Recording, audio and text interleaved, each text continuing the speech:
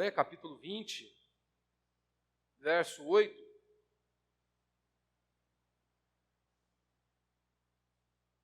Diz o seguinte: lembra-te do dia de sábado para o santificar. 6 dias trabalharás e farás o seu trabalho. Mas o 7º dia é o sábado do Senhor teu Deus. Nesse dia não farás trabalho algum, nem tu, nem teu filho, nem tua filha, nem teu servo, nem tua serva, nem teu animal, nem o estrangeiro que vive contigo. Porque o Senhor fez em 6 dias o céu e a terra, o mar e tudo que neles há, e no 7º dia descansou. Por isso o Senhor abençoou o dia de sábado e o santificou. Até aí. Se você for continuar aí, a leitura dos 10 mandamentos, você vai ver que Deus daqui a pouco começa a dizer, olha, honra teu pai e tua mãe, para que te prolongue os teus dias na terra. Ele vai dizer, olha, não matarás, não adulterarás, não furtarás, não dirá falso testemunho, e por aí vai. Você nota que Deus ele usou de poucas palavras, como por exemplo, para não matar. Deus foi objetivo. Mas parece que aqui, parece que Deus ele teve que gastar muito mais palavras, porque às vezes a pessoa, você pode não ter dificuldade com relação a querer dar um tiro na cabeça de alguém. Isso para você não é uma tentação. Mas vir ao culto para você pode ser uma luta.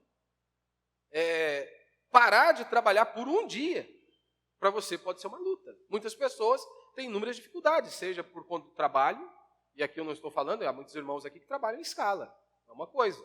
Falando de pessoas que trabalham de segunda a sexta, de segunda a sábado, aí no dia do domingo, do culto ao Senhor, você não vai cultuar a Deus? Que você vai, eu vou distrair um pouco. Distrair? Você é servo de Deus. Isso não é opcional para você. Culto não é opcional para nenhum de nós. Ah, pastor, mas eu não estou bem. É mesmo? Deus mandou perguntar para você se você estava bem? Deus pediu a sua opinião com relação à reunião solene do ajuntamento do seu povo? Não, Deus simplesmente instituiu. E ele disse, o meu povo vai fazer isso. E acabou. Então nós não temos opção. Você não é opcional, você vir ao culto ou não. Então se você não vem ao culto pelo menos uma vez por semana, e aqui chega a ser assim, até constrangedor falar, né? Na nossa igreja, por exemplo, temos 2 cultos apenas. 2 cultos apenas. E se você tem a disponibilidade de vir ao culto e você não vem, você deve avaliar o seu cristianismo. Se você tem disponibilidade nos dias e horário e não vem, você deve avaliar, será se eu sou crente mesmo? Porque eu não quero estar na reunião solene do ajuntamento do povo de Deus. Eu não quero prestar o meu serviço ao meu Deus de adorá-lo e cultuá-lo. Você deve avaliar. Tem pessoas, meu irmão, que andam mais de 200 quilômetros para assistir um culto bíblico. Aí você pensa bem, talvez o que mais distante aqui, acho que não chega a dar 8 quilômetros para você chegar aqui à igreja. Será se você não tem tempo ou Deus não é a sua prioridade? Será se você não tem tempo ou a reunião solene não é importante para você? E aí Deus está dizendo isso, olha, você tem 6 dias para trabalhar. E um dia é descanso e culto a Deus. Então não há descanso também longe de Deus. Ah, eu estou de folga hoje, não quero saber de nada nem de ninguém. É dia da reunião solene do ajuntamento do povo de Deus, mas eu não quero saber. Não, você está errado. Então, se você não cultua a Deus, no mínimo, uma vez por semana, você está em pecado. Você precisa saber disso. Você precisa saber. Se eu não cultuo a Deus, no mínimo, uma vez por semana, eu estou em pecado. Eu preciso mudar, preciso me arrepender dos meus pecados. Porque aqui é a ordem de Deus. É uma ordem, não é opcional para nós. Não importa se você esteja bem ou não. Talvez aí a exceção da exceção é uma doença grave aí para você não vir ao culto. Apenas isso. E para mim você pode dar qualquer desculpa que você queira. Para sua esposa, para o seu filho, seja para quem for. Mas e para Deus? Você acha que muitas vezes a sua desculpa, que pode ser esfarrapada, vai colar com Deus? Não vai colar com Deus, meu irmão. Não vai colar. Então aqui, nós estamos diante de um princípio que foi estabelecido lá na criação. E aí algumas pessoas eles vão se prender, né, ao sábado aqui, já diretamente, como se fosse literalmente um dia da semana. Nós estamos diante de um princípio aqui. Princípio de culto a Deus e descanso. E a cristandade concordou isso. Nós vemos isso na ressurreição de Cristo, né? Cristo ressurgiu no domingo, apareceu ao seu povo, e aí então eles começam a se reunir no domingo. Há cristãos, homens de Deus e piedosos, que ainda pode existir, será se é no sábado ou no domingo? Mas uma coisa não há dúvida. O princípio de nos reunirmos uma vez por semana, no mínimo, para cultuarmos a Deus e bendizermos ao nome do nosso Deus, isso é inquestionável em toda a cristandade. Nunca houve polêmica quanto a isso. Meu irmão, se você for olhar aí hoje, se não me falha a memória, acho que há mais de 200 calendários. Há mais de 200 calendários. Então, quando você vai para o original, a palavra sábado significa isso. Sabá, descanso. Então, nós estamos diante deste princípio de descanso e culto a Deus. E por que eu comecei citando exatamente Êxodo aqui? Porque esse seja um dos pontos mais conhecidos, né, da Igreja Adventista aí do sétimo dia, essa defesa pelo sábado, literalmente. Né? E eu, sinceramente, eu não tenho problema algum com a pessoa que ela queira guardar o sábado, desde que ela não ache que isso seja um quesito para a salvação. E para eles é um quesito para a salvação. Se você não guarda o sábado do jeito que eles guardam, você vai para o inferno. Literalmente é isso. Então, se uma pessoa falar para mim, pastor, eu quero guardar o sábado, você vai começar nas 18 horas, se não me engano, na sexta-feira, e vai até no outro dia sem fazer nada, literalmente. Literalmente você não vai fazer nada aí. Não tem nenhum problema se você quiser fazer isso. O problema você vai ter é quando você começa a dizer que quem não faz está indo para o inferno. Como certa vez conversava com uma senhora, e ela é defensora da guarda do sábado, e eu disse, não tem nenhum problema se você faz isso, se você tem essa condição de pagar alguém para fazer tudo para você, é ótimo. Ótimo. Agora, você olha para mim e acha que eu vou para o inferno porque eu não guardo o sábado do jeito que você guarda. E aí você pode ver que, na maioria das vezes, as seitas, eles abraçam um ponto ali e eles não soltam daquele por unhas e dentes. Eles agarram com unhas e dentes e não soltam mais aquele animalzinho ali. Eles não soltam mais aquele ponto ali. Seja o sábado, seja a abstenção de algum alimento, mas eles se agarram de tal maneira e aí todos os outros são hereges porque não fazem. A igreja mesmo adventista do sétimo dia é uma igreja nova, relativamente nova, comparado com muitas outras denominações. Será se então todo o povo de Deus, nós estamos com 2.000 anos de história da igreja, será se 1.800 anos de história da igreja, todo mundo foi para o inferno porque não teve a revelação que eles tiveram? Será se Deus falhou e não guardou o seu povo? Só eles tiveram a brilhante revelação? Será se Deus abandonou o seu povo? Essas perguntas são básicas, meu irmão, que nós devemos fazer. Como que alguém defende algo que ninguém defendeu até hoje, a não ser alguns hereges? Como? É algo questão de lógica, raciocínio. 2.000 anos de história da igreja. Só os camaradas, 1.800 anos de história da igreja. Só os camaradas surgiram com essa ideia. Só eles defendem com unhas e dentes em determinado ponto. Será se todo mundo está errado e só eles estão certos? Será se homens muito mais piedosos, que pisaram neste mundo, fizeram grandes coisas em prol do reino de Deus, será se não é algo que nós devemos avaliar e questionar? Então, lembrando que a intenção aqui não é julgar pessoas de coração.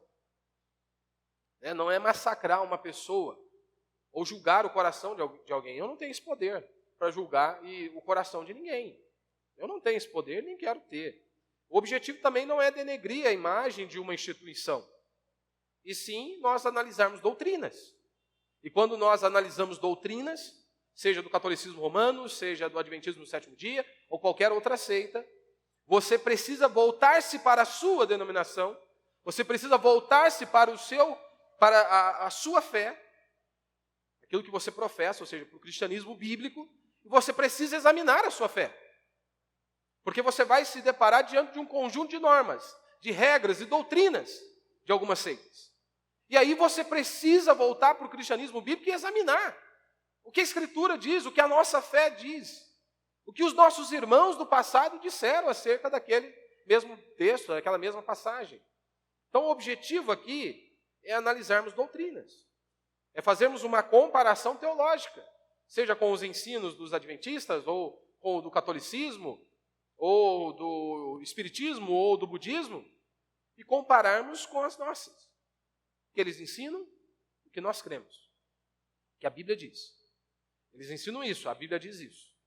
Nós cremos assim, nós ficamos com as Escrituras. Nós não temos papo.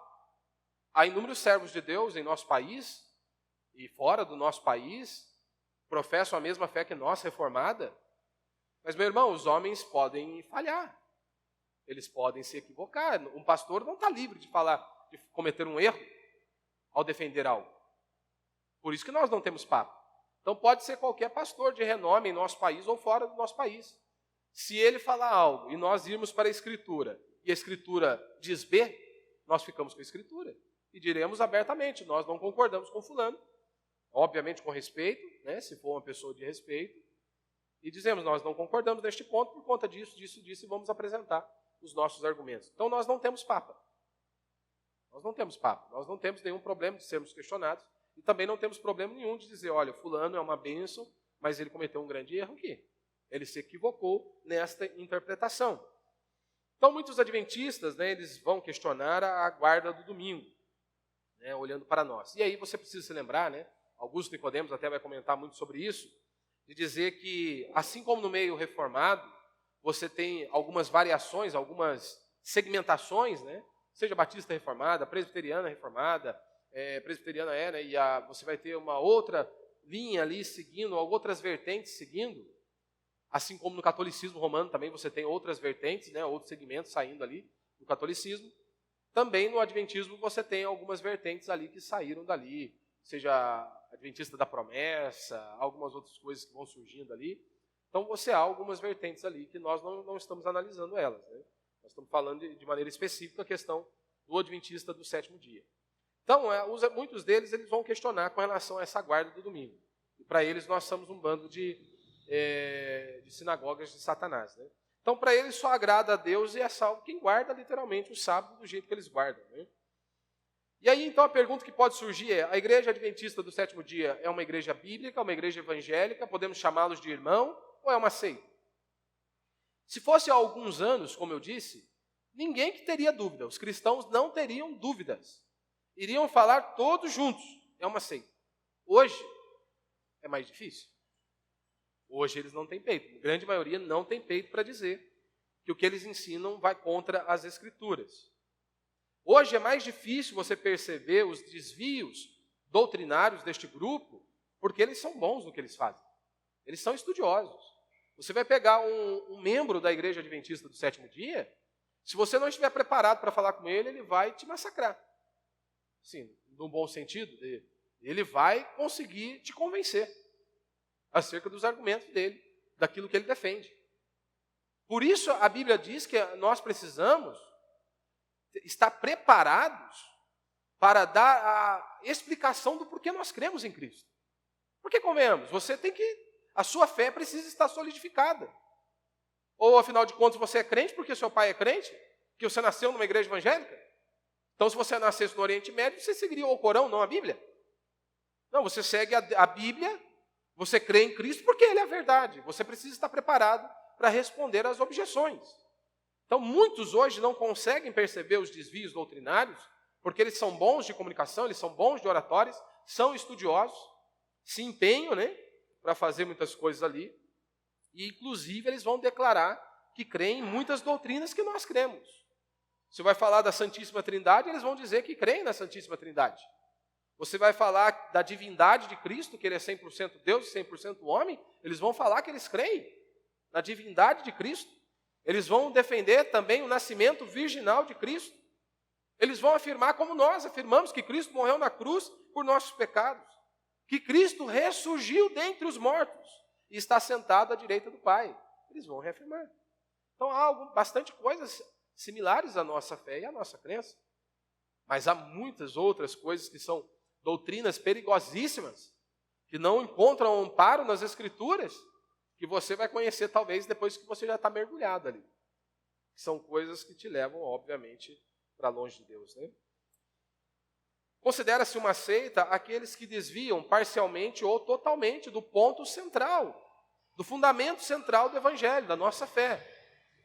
Qual que é um dos princípios centrais da nossa fé? Que nós somos salvos pela graça. Não é isso que Paulo vai dizer? Ó, pela graça sois salvos, Efésios 2:8. E ele diz, por meio da fé, isto não vem de vós, é dom de Deus. E ele continua, não de obras, para que ninguém se glorie. Somos salvos, porque pela graça sois salvos mediante a fé. Isto não vem de vós, é dom de Deus. Então, uma seita é justamente esse ponto. Você vai identificá-la, o ponto crucial é esse. Ou eles se desviam parcialmente ou totalmente do ponto fundamental da nossa fé cristã. Então, lembre-se disso. Tudo que se acrescenta à graça de Deus, anulou a graça de Deus. Deus não precisa da sua ajuda.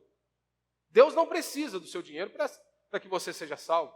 Deus não precisa da sua doação de cesta básica para que você seja salvo. Então imagine comigo.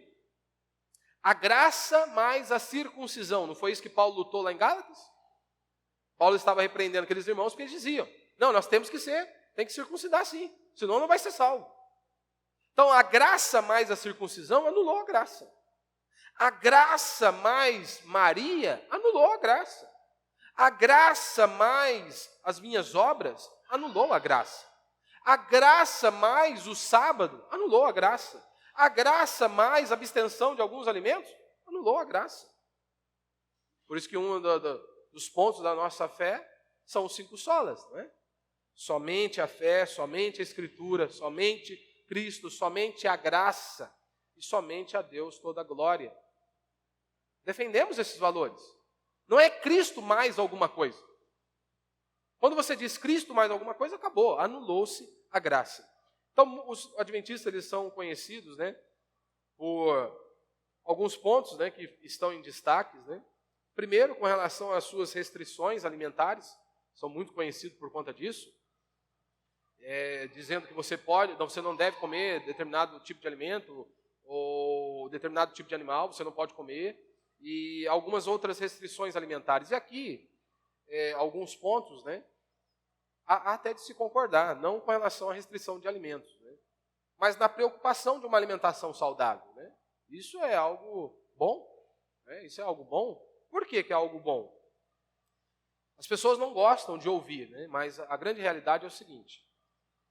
Uma vez a Ana Paula Valadão, nós não concordamos com o que ela crê, não concordamos com a igreja, a denominação dela, mas uma vez, né, como eu disse, até relógio quebrado, dá certo, da hora certa 2 vezes. Um dia ela falou em seu vídeo o seguinte, que ela não conseguia entender, né, como que havia pastor obeso, né, que não calhava o negócio uma coisa com a outra. Né? Você vai falar de um homem de oração, de jejum, e o homem está mais gordo do que sei lá o quê. Você já percebeu, né, grande parte aí dos pastores, e inclusive muitos membros até, né? O cara põe a gravata não fica reta, né?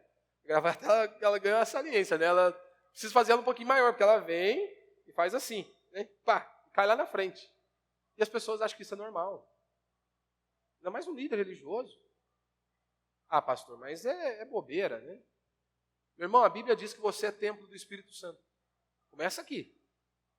Não é questão de saúde. Algumas pessoas perguntam, você está fechando a boca questão de saúde? Não, é porque é questão espiritual. É espiritual. Ora, porque como uma pessoa obesa, a não ser que ela tenha um problema de saúde. Beleza? Aí é outra conversa. Né? É outra conversa. Mas imagine, um pastor que ele vai ensinar sobre princípios espirituais, que ele vai falar, te dar direções, né? E aí você para analisar e fala assim, mas, rapaz, a Bíblia diz que um dos frutos do Espírito é domínio próprio. Parece que o domínio próprio passou longe ali, né? Porque o homem está comendo mais que a boca, né? Está comendo mais que ferrugem, né? Aí você para e analisa, mas como assim? Então não é só questão de saúde, é espiritual, porque você pensa bem, você está transgredindo uma ordem de Deus, você está cometendo o pecado da gula, e os crentes acham normal. Eu até vindo para cá, né? Aí eu fiz um comentário, minha esposa não gosta muito de comentário. Aí eu fiz um comentário, ela falou assim, nossa, hoje está meio difícil, hein? Eu falei, mas é verdade, é espiritual. Como assim? Mas as pessoas não gostam de ouvir. Mas lembre-se, você é templo do Espírito Santo. Então, se você tem uma alimentação adequada, se você pratica atividades físicas, tudo isso vai melhorar o seu desenvolvimento, seja pessoal, seu relacionamento e, acima de tudo, a sua comunhão com Deus, a sua disposição em servir a Deus. Então, é sim algo espiritual. Não é questão apenas de estética, né, ou de saúde. Não, eu preciso cuidar, porque a Bíblia diz que eu sou o templo do Senhor. E aí a pergunta que eu te faço é como você tem cuidado desse templo do Senhor? Porque os crentes adoram falar, né? A gente não come, a gente não bebe, mas come pra caramba, né? Vai citar o Salmo, de banho e gordura me farta a alma, né? para justificar ali o excesso do peso. Então a gente tem que tomar muito cuidado. Então esse ponto, que eles vão trabalhar e vão falar e desenvolvem muito bem, eu não tenho nenhum problema. O problema é quando começam a proibir certo tipo de alimento. Aí começa a se complicar. São conhecidos também por conta do forte anúncio, né, da segunda vinda de Cristo, né, da volta de Cristo. Eles batem muito nesta tecla, né? E aqui, né, eu sempre digo a algumas pessoas, né, tem gente que ele começa a estudar esse assunto da vinda de Cristo e ele fica tão atordoado, né, que daí ele começa a deixar todo mundo atordoado também. Daí ele começa a falar de tanta coisa, que você não sabe nem de onde você está, mas parece que está lá em Nárnia já, né? Irmão, você pode sim, deve estudar, sem dúvida alguma. Mas quando Jesus vai voltar, eu não sei. Jesus disse isso muito claro. Eu não sei. O que você precisa saber? Você deve viver como muitos servos de Deus no passado disseram. Eu vivo como se Cristo tivesse morrido ontem, ressuscitado hoje e voltasse amanhã. É assim que eu vivo. Eu preciso estar preparado para encontrar com o meu Criador. Eu preciso estar preparado para encontrar com o meu Criador. Então, eu vivo como se Cristo tivesse morrido ontem, ressuscitado hoje e voltasse amanhã. Ah, mas será se Cristo, pastor, vai voltar daqui a 100 anos? Mas os sinais estão aí. Será que ele vai voltar daqui a 100, 200, 300 anos? Irmão, eu não estou nem preocupado, não. Não sei se ele vai voltar daqui a 100, 200, 300, 1000, 2000 anos, ou se vai voltar amanhã. Sabe por quê? Uma coisa eu sei. Para nós aqui, a grande maioria aqui, com exceção das crianças, há menos de 70 anos o Senhor vai voltar, porque você vai morrer. Eu também vou. Então você pode ter certeza. De 70 anos para baixo, nós vamos encontrar com o Criador. Ou ele volta nesse período, ou nós vamos encontrar com ele, porque morrer, nós vamos morrer. Então, fica tranquilo. Dentro de 70 anos, se Jesus não voltar, você vai encontrar com o Criador. Então, esteja preparado para você encontrar com o Criador. E essa cortina da vida pode se fechar a qualquer momento. Então, foque nisso. Como se Jesus tivesse morrido ontem, voltado hoje e ressuscitasse amanhã. Voltasse amanhã. Um dia após o outro. Viva para a glória de Deus todos os dias. Viva para a glória de Deus. Eles também são conhecidos, né, muito conhecidos por suas escolas, né, que, por sinal, quem utiliza, né, e adota o método aí de ensino, eles são muito bem mencionados, né, como uma boa escola, né, para quem usa esse recurso. Ótimo, né? São conhecidos por alguns programas de saúde, né, assistência a viúvas e órfãos, então há bastante trabalho aí sendo desenvolvido. Mais uma vez, a gente tem que lembrar que nós não estamos tratando destes pontos. Porque o catolicismo vai ter também muitos trabalhos, o espiritismo vai ter muitos trabalhos, então a gente não está debatendo a questão de boas obras, de benfeitorias, nós estamos debatendo doutrinas, nós estamos analisando doutrinas, que é o ponto principal. Uma pessoa pode fazer de tudo, mas se ela não segue a verdadeira fé, acabou. Pode fazer o que lhe der na telha. Né? Então, dentro disso, eu quero falar alguns pontinhos aqui, bem rapidinho, né? Senão você fica assustado, né? Eu pensei que já está terminando a introdução, o pastor vai começar. Primeiro, né, essa origem. Né? Qual é a origem da igreja adventista? Né?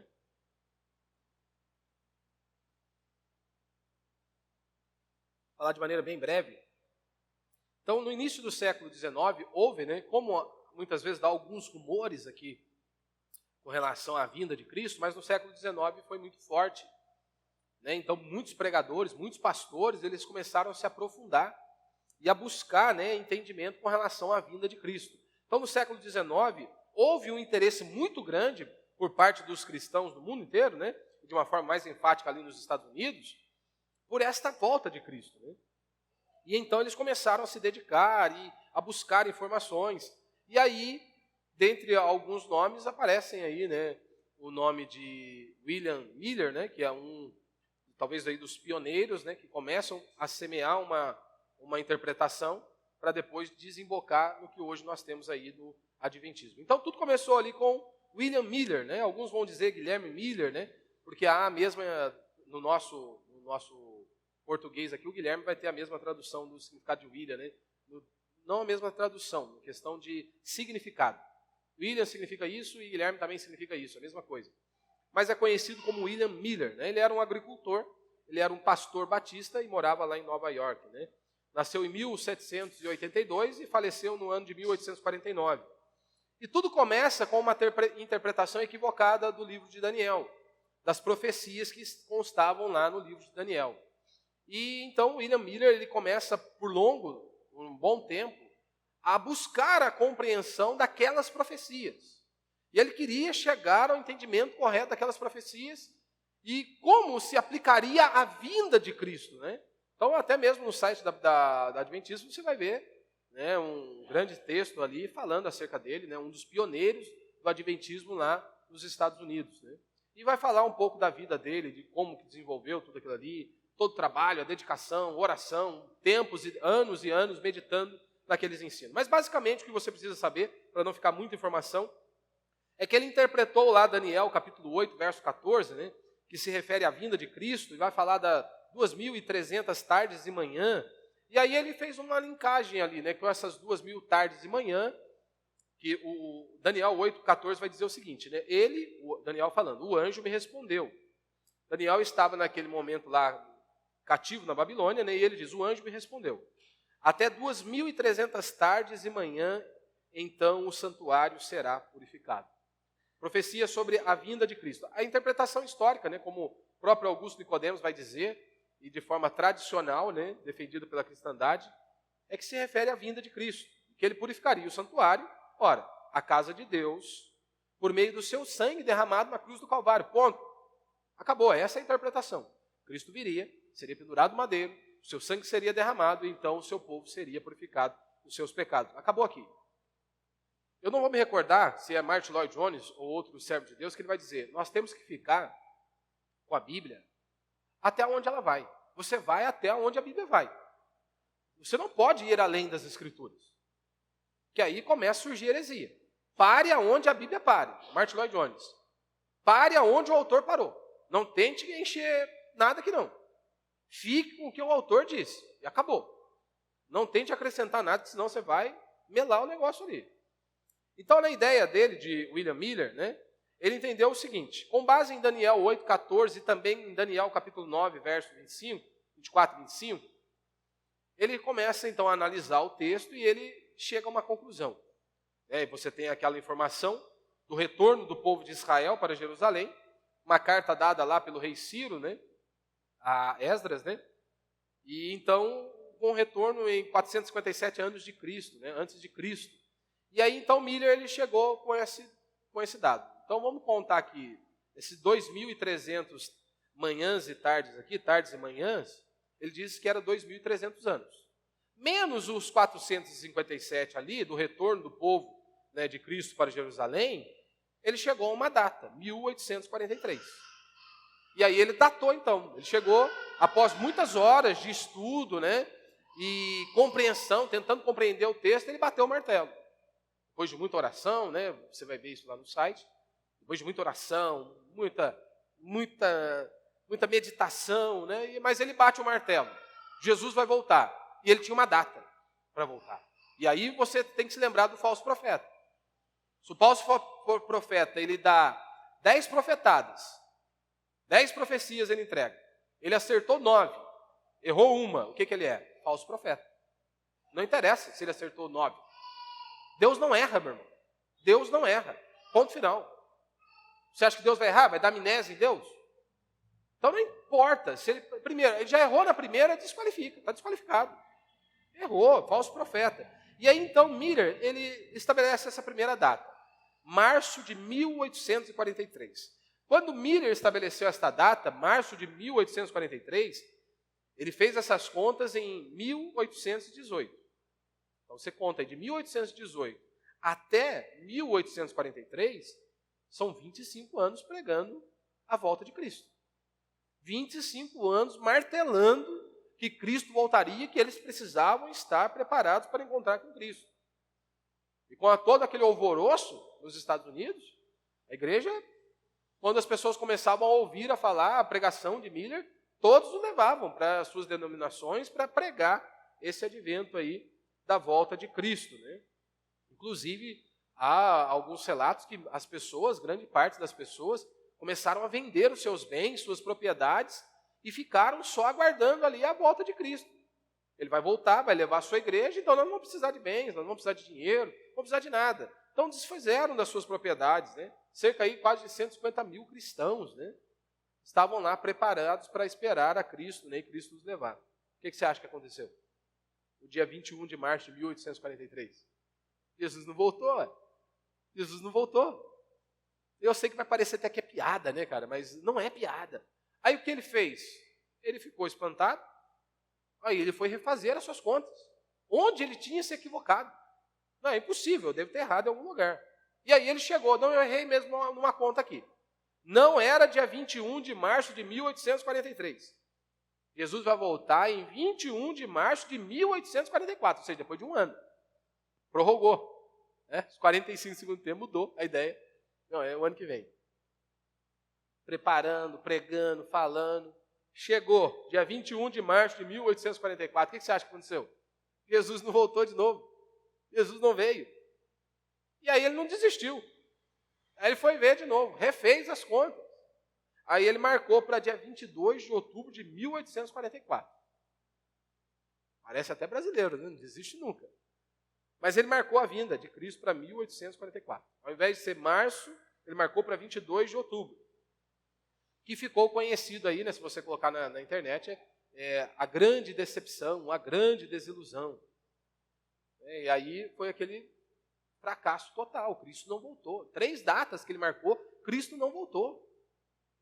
E aí, mas uma coisa é fato, ele assume o seu erro, né?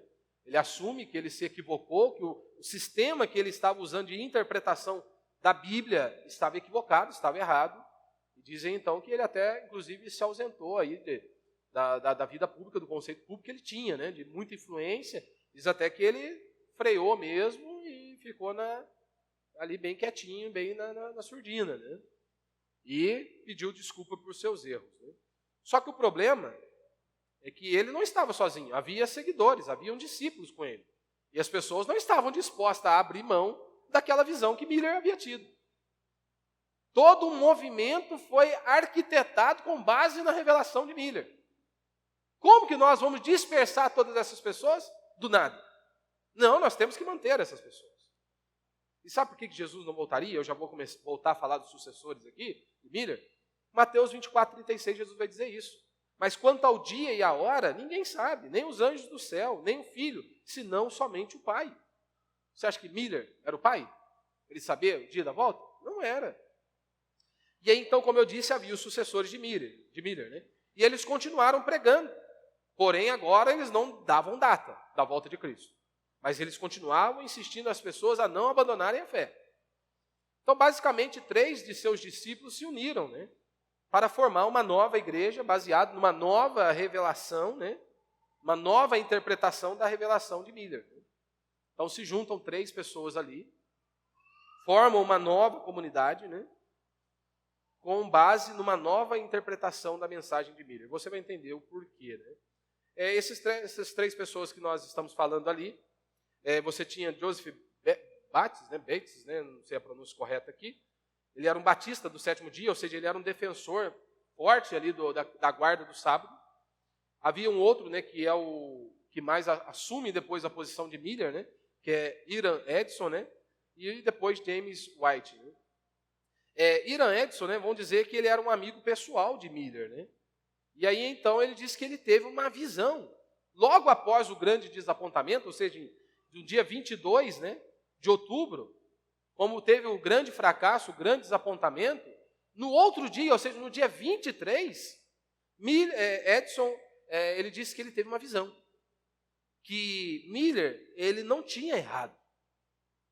Miller havia apenas se confundido com relação ao evento. Mas a data ele tinha acertado. E aí você vai entender o porquê. Né? Edson, ele disse o seguinte, no outro dia, no dia 23, olha, eu tive uma revelação. Eu não vou citar todo o texto para não ficar muito grande. Mas você tem isso aí lá na administração da igreja lá. Ele começa a citar que ele viu Jesus em pé, né, ao lado do altar. E aí ele diz então que Jesus estava entrando agora no santo lugar para fazer, no Santo dos Santos, para terminar a purificação. E aí você precisa lembrar da forma do tabernáculo e depois, posteriormente, do templo. Né? Você se lembra que havia ali 3 divisões. Imagine esse quadrado aqui, né? Não é bem um quadrado, mas imagine esse prédio. Dentro desse prédio você tem, por exemplo, lá fora, vamos imaginar que o estacionamento fosse uma parte ainda do ponto aqui, do prédio. Lá fora era o átrio, aonde todo mundo ficava, o povo ficava, né, aqueles que não serviam a Deus só podiam ficar lá. Daí você tem o santo lugar, que é onde se apresentavam os sacrifícios, né? O animal era sacrificado ali. E vamos imaginar que aqui dentro é o santo lugar. E lá na cozinha era o santo dos santos, que é onde só o sumo sacerdote entrava ali uma vez por ano, né? Para apresentar o sacrifício e derramar sobre o propiciatório o sangue do animal, que era para aplacar a ira de Deus, como o Elvio disse aqui, né? Que Jesus ele é a nossa propiciação, né? Pelos nossos pecados. Ou seja, o sangue dele foi derramado para aplacar a ira de Deus por conta do meu e do seu pecado. Então, o sumo sacerdote, uma vez por ano, ele entrava lá e aspergia o sangue do cordeiro para apagar, né, ou para aplacar a ira de Deus, que era um símbolo do Messias, do cordeiro de Deus que viria para tirar o pecado do mundo. Então lembra esse desenho. Lá fora é o átrio, onde só fica o povo, o santo lugar onde apresentam-se as ofertas, os sacrifícios, e o santo dos santos lá na cozinha, que era onde habitava a presença de Deus, né, assim, a arca da aliança estava lá, e ali então Deus se manifestava ali. Então essa é a dinâmica aqui. Daí o Edson ele disse o seguinte, que naquele dia, no dia 22 de outubro de 44, Miller ele só se equivocou com relação ao evento. Porque Miller estava pregando que Jesus viria a esta terra, né, ele iria entrar no santuário terrestre. Só que ele teve uma revelação, que Miller ele estava certo com suas contas, porém, ele se equivocou quanto ao local. Porque no dia 22, aí ele vai dizer, Edson vai dizer que no dia 22 de outubro de 44, Jesus agora ele sai do santo lugar e vai para o santo dos santos. Pode ser que loucura, né? Jesus deu um passo agora. Ele saiu do santo lugar e foi para o santo dos santos. Lembre-se, a visão de Miller era que após 2.300 anos, Jesus purificaria o santuário celestial. Né, o santuário terrestre aqui. Mas agora, Edson está dizendo que não, é lá no céu, é o santo dos santos, e não o santuário terrestre. Ele não veio para essa terra, ele deu um passo, ele mudou a sua posição do santo lugar para o santo dos santos, ou seja, então algo aconteceu.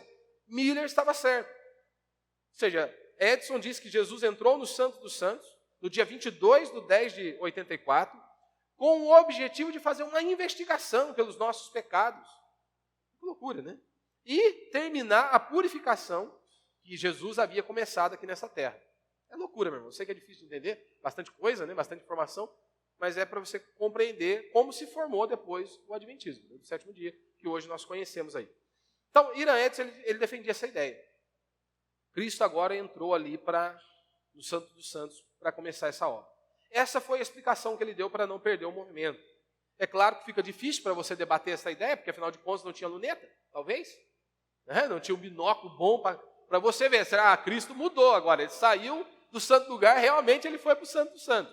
É difícil você debater, né? E outra, mas purificar o que no céu? Então você está dizendo que no céu também há pecado. Jesus precisa purificar o céu. Então, após essa nova interpretação de Edson, ele passa esse ensino aos seus discípulos. E aí, então, agora mais dois grupos se ajuntam a ele, que são aqueles dois que eu citei, né?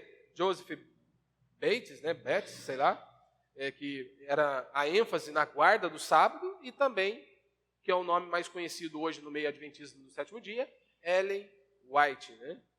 Que ela tinha uma grande ênfase nos dons espirituais e de maneira mais específica com relação às profecias, ao qual ela trazia sobre si o título de profeta, né? Profetisa, né? Que falava em nome de Deus. E aí, então, após essa visão de Edson e esse ajuntamento desses dois, agora nasce o que nós temos aí hoje, né?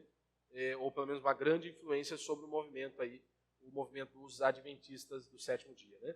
Então, o segundo ponto que eu quero falar apenas aqui para a gente encerrar é um pouco sobre Ellen White, né? Qual a influência dela dentro do movimento adventista, né? Eu perdi algumas horas ouvindo alguns desses homens da adventista, né? E alguns vão até dizer que não, que Ellen White os ensinos dela não são no mesmo pé de igualdade. Aí eles fazem uma manobra, sabe? Uma manobra para dizer o seguinte, mas ela é inspirada por Deus também, né? Mas manobra de um jeito para que ela fique no mesmo pé de igualdade com a Bíblia. É o mesmo que os falsos profetas fazem aí, seja no meio neopentecostal, também eles tentam fazer essa ideia, né? Alguns vão dizer, né, essa é conhecida aí como uma grande profetisa, né, Ellen White, né, nasceu em 1827, viveu aí até 1915. Né? Falam que ela era uma mulher muito piedosa, era contra o fanatismo, e a ênfase dela era justamente nos dons espirituais, particularmente ali o dom da profecia. Ela encabeça o movimento, né, com uma certa proporção, aqui já quebrando os princípios da palavra de Deus, onde Paulo vai dizer que ele não permite que a mulher exerça a autoridade de homem, né, na igreja. A mulher pode sim ter uma função dentro do prédio da igreja, dentro da estrutura da igreja, mas ela não pode ser a cabeça, né? Ela não pode conduzir o rebanho. Ela pode sim executar alguma missão aqui ou ali, mas ela não está apta, ela não pode, não é que ela não é qualificada para isso, simplesmente Deus nos fez com funções diferentes. Então Paulo diz muito claro, eu não permito que mulher exerça a autoridade de homem aí na igreja. E aí então quando ela assume a liderança, ou encabeça algo com uma proporção assim, já está quebrando as escrituras, já está quebrando o mandamento do Senhor.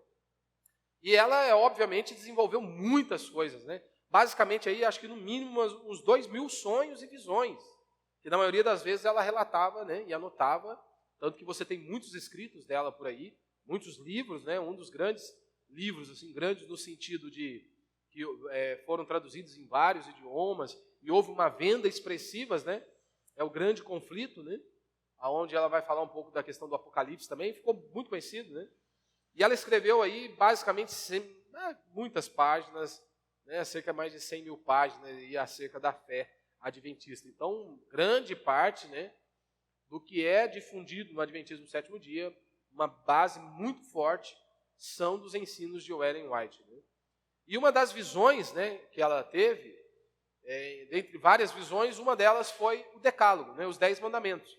E aí, então, ela disse que ela viu uma ênfase sobre o 4º mandamento, né, sobre a guarda do sábado. E ela disse, então, que Deus mostrou a ela, né, em seus sonhos, visões e revelações, e havia ali uma ênfase, né, sobre o 4º mandamento. E aí ela vai dizer que é necessário para a salvação. Né, que se você não guarda o sábado, isso compromete a sua salvação. Então, é claro, meu irmão, é bom nós termos homens e mulheres de Deus que realmente têm um compromisso com Deus e nós imitarmos. Paulo disse isso, não disse? Sede meus imitadores como eu sou de Cristo. Então nós precisamos de homens e mulheres de Deus, homens piedosos, pessoas piedosas que tenham um compromisso com a palavra de Deus. Mas nós não podemos fazer deles nosso Deus. Nós não podemos fazer de um homem o nosso papa, ou papisa, nós não podemos fazer deles. Seja um pastor, porque ele é de renome, ou seja o próprio papa do catolicismo, ou qualquer outro líder religioso. Nós não temos papa. E quando você vai para um movimento adventista no sétimo dia, ela é sim, Ellen White tem uma forte influência e ela é sim diferenciada. Não adianta as pessoas falarem, não adianta o cara ir para uma emissora, para um canal no YouTube e dizer que não. E eles nem também se forçam a isso. Então, para eles, dentro ali, se você tem um convívio com algum adventista, você vai ver que para eles é quase que infalível. É tipo Maria, né? Para os católicos é quase mais ou menos Ellen White ali para eles, né? Então, é claro que, né, por exemplo, você tem aí o que eles mesmos vão falar de Ellen White, né? Eu acho que eu coloquei uma referência aí, a revista Adventista, né, de 1984, na página 37, eles vão dizer, né? Eles dizem o seguinte, olha, nós negamos que a qualidade ou a inspiração dos escritos de Ellen White sejam diferentes dos encontrados nas escrituras sagradas. Você consegue perceber o que eles estão dizendo aqui? Ó? O que os outros diziam dela. Nós negamos que a qualidade ou inspiração dos escritos de Ellen White sejam diferentes dos encontrados nas escrituras. Então não importa se o cara vai para o YouTube e diz que não, a Ellen White não é. Mas nos documentos da igreja você vai ter isso aí. Que ela sim, o que ela fala e a Bíblia, eles estão no mesmo pé de igualdade. O que ela falou e o apóstolo Paulo falou, está no mesmo patamar. Em outro livro, né, As Sutilezas do Erro, na página 32, onde ela vai falar sobre o dom da profecia, Aí diz o seguinte, né? Os testemunhos orais ou escritos, né, da senhora White preenche plenamente esse requisito, no fundo e na forma, né, do dom da profecia. Tudo quanto disse e escreve foi puro, elevado, cientificamente correto e profeticamente exato. A autoridade religiosa do Adventismo do sétimo dia repousa sobre a Bíblia? Não, sobre os escritos de Ellen G. White, tida como a mensageira do Senhor. E aí, ela é a base da autoridade religiosa dos adventistas. Não é a Bíblia, não é Cristo, ela. Ela é a base da autoridade religiosa dos adventistas. Nos tempos antigos, Deus falou aos homens pela boca de seus servos e apóstolos. Nestes dias, ele lhes fala por meio dos testemunhos do seu Espírito. E aí conclui, né? Não houve ainda um tempo em que nós mais seriamente não houve ainda um tempo em que mais seriamente falasse ao seu povo a respeito de sua vontade e da conduta que este deve ter, né? Ou seja, por meio dela ali. Aí você vai para a Bíblia, Hebreus, por exemplo, capítulo 1, verso 1 e 2, vai dizer que o Filho é o Verbo, é a palavra de Deus. Diz o seguinte, havendo Deus outrora falado muitas vezes e de muitas maneiras aos pais, pelos profetas, nestes últimos dias nos falou pelo Filho, a quem constituiu o herdeiro de todas as coisas, pelo qual também fez o universo. E aí você vai um pouquinho mais adiante, para os primeiros escritos, né? Na página 259, ela falando acerca dela mesma, né? Diz o seguinte, olha, ai de quem mover um bloco ou mexer num alfinete dessas mensagens. E aí tem um peso, né? A verdadeira compreensão dessas mensagens é de vital importância. E aí, de maneira taxativa, o destino das almas depende da maneira em que são elas recebidas, né? Ou seja, o destino de alguém depende de como eles recebem as profecias, né, difundidas ali por Ellen White, né? E é claro, tem um grande problema, né? Então há um grande peso, né, com relação a esses ensinos, né? Então por isso que nós temos que tomar muito cuidado, né? E eu vou parar aqui porque senão vai delongar demais.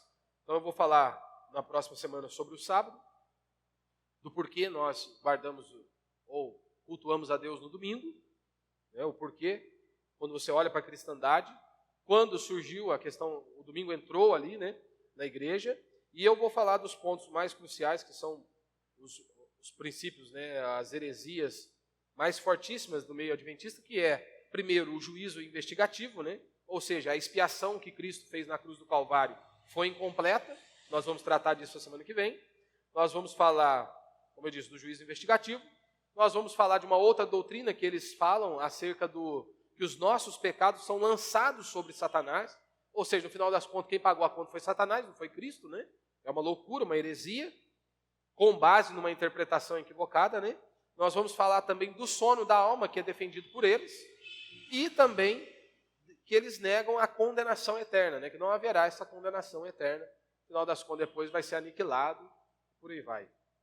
E aí nós vamos para a Escritura. O que a Escritura diz? A Escritura diz que não haverá condenação eterna? Que acabou, o corpo desceu à sepultura, acabou? Nós vamos para a Escritura, para analisarmos o que eles ensinam, né? E reafirmarmos a nossa fé. Então, por isso que é de suma importância para nós. Você precisa conhecer a sua fé. Eu sei que muitas pessoas não gostam disso, acham difícil, né? E realmente eu creio que é difícil, entendo que é difícil. Não é algo muito palatável, mas é de suma importância para o nosso crescimento, inclusive para você avançar com relação à sua fé. O cristianismo bíblico ele é diferente de qualquer outra religião, diferente de qualquer seita, né, de qualquer grupo que não seja a fé cristã verdadeira, né? O cristianismo é diferente de todas elas. Diferente de todas elas, né? Então nós vamos estar aí com a graça de Deus analisando isso, essas doutrinas na próxima semana, né? Que Deus nos dê essa graça.